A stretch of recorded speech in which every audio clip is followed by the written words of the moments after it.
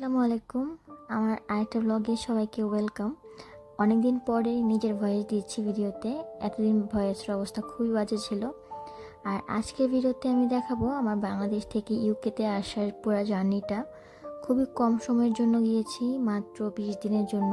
চোখের পলকেই পুরো 20 দিন চলে গেছে। আমাদের এবারের প্লেন জার্নিটা অনেক সহজ হয়ে গেছিলো, কারণ আমরা প্লেন থেকে বেসিনেট সার্ভিসটা পেয়ে গেছিলাম তার জন্য।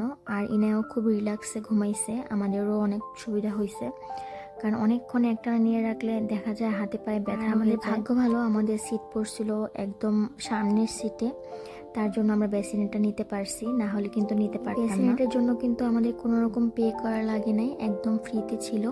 ওদের কাছে এক্সট্রা থাকলে দেখা যায় কোনো পে করা লাগে না, ওরা এটা এমনিতেই ফ্রিতে দেয়। তারপর আমরা রিয়াদে নেমে আবারও প্লেন চেঞ্জ করে আমাদের প্রায় 3 ঘন্টার মতো টাইম ছিল ট্রানজিটে, কিন্তু ওই দৌড়াদৌড়ি করতে করতে টার্মিনাল খুঁজতে খুঁজতে আমাদের 3 ঘন্টা পার হয়ে গেছে।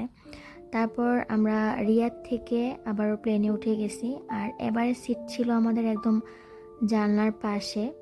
খাবারের চয়েস দিয়েছিল 2টা, আর আমি সব সময়ের মতো এবারও খুবই টেস্টলেস একটা খাবার নিছি। নাম এটার কুসকুস, সাথে ভেজিটেবল ছিল, একদম খাওয়া দিতেছে না। ইউকে থেকে বাংলাদেশ যাওয়ার সময় আমরা টিকিট কাটার পর কয়েকটা গ্রুপে পোস্ট দিয়েছিলাম যে সৌদি এয়ারলাইন্স কেমন এটা সম্পর্কে জানার জন্য। এটার মানে কিছুটা রিভিউ নেওয়ার ট্রাই করছিলাম, তো খুবই খুবই বাজে রিভিউ ছিল সৌদি এয়ারলাইন্সের। সবাই একই কথা, লাগেজ হারায় যায়, তারপর ওদের সার্ভিস ভালো না, মানে এরকম অনেক কিছু। তো আমাদের ভাগ্য ভালো, আমরা সব লাগেজই একদম ভালোভাবে পাইছি।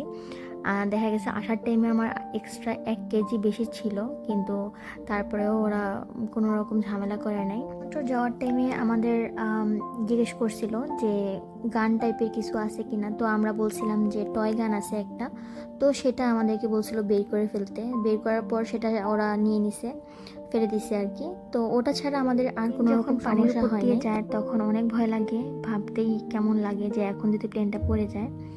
আমরা এখন আছি সুইজারল্যান্ড, মানে সুইজারল্যান্ড একদম ছবিতে যেরকম সুন্দর, উপর থেকেও ওরকম সুন্দর লাগতেছিল, সবগুলা পাহাড়ের উপরে একদম বরফ জমা। আর এই যে হাইড অ্যান্ড সিক অবজেক্ট গেমটা, এটা আমার খুবই ফেভারিট হয়ে গেছে। যাওয়ার টাইমেও আমি এটা খেলতে খেলতে টাইম পাস করে গেছি, আসার টাইমেও সেম। আমরা এখন লন্ডনের কাছাকাছি চলে আসছি, আর আসার পরই দেখি পুরা লন্ডনের আকাশ মেঘে একদম ভরা। প্লেন যত নিচের দিকে নামতেছে তত যে ওয়েদার খারাপ সেটা বোঝা যাইতেছিল।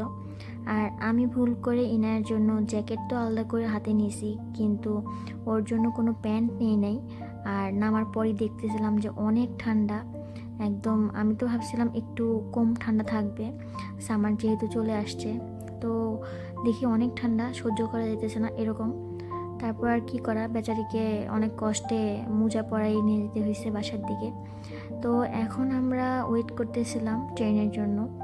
তারপর আমরা ট্রেনে উঠে গেছি, আর আমাদের ট্রেনে উঠতে উঠতে প্রায় সন্ধ্যার দিকে হয়ে গেছে। আমাদের বাসায় যেতে খুব বেশি টাইম লাগে নাই, তবে বাসায় যেতে যেতে প্রায় 9:30টার মতো বেজে গেছিলো।